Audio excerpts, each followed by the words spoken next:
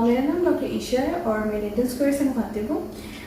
आज का हमारा टॉपिक है फ्लॉसिंग। ठीक है, फ्लॉसिंग क्या है और क्यों की जाती है, और आपको फ्लॉसिंग से मुतल्लिक जो भी सवाल आते हैं आप इस वीडियो के एंड पे हमसे पूछ सकते हैं। ठीक है, फ्लॉसिंग क्या होती है? फ्लॉसिंग एक डेंटल फ्लॉसिंग का मतलब होता है एक डेंटल धागा होता है जिसको हम नायलॉन वेक्स्ड हुआ होता है उसके ऊपर, और ये धागा उस तरह का धागा नहीं है जो कपड़े सीने के लिए इस्तेमाल होता है, ये थोड़ा डिफरेंट होता है। इसके बाद नायलॉन की एक वैक्सिंग होती है।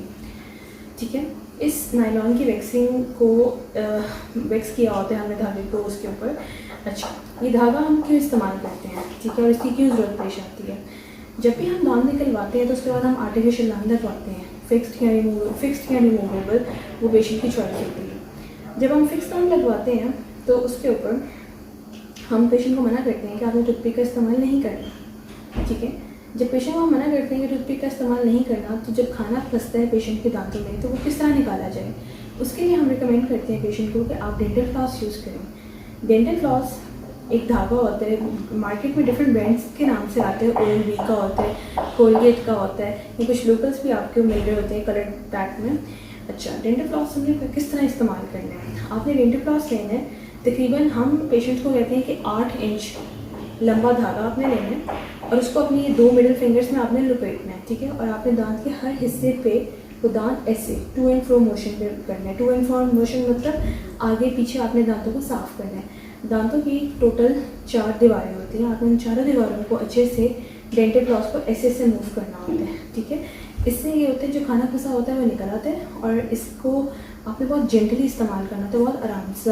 ज़्यादा जोर लगाएंगे आप अपने गम्स में तो आपके गम्स ब्लीड भी हो सकते हैं। ठीक है, टूथपिक इस्तेमाल करने से दांतों के दरमियान गैप क्रिएट हो जाता है, लेकिन डेंटल फ्लॉस इस्तेमाल करने से दांतों के दरमियान गैप नहीं क्रिएट होता।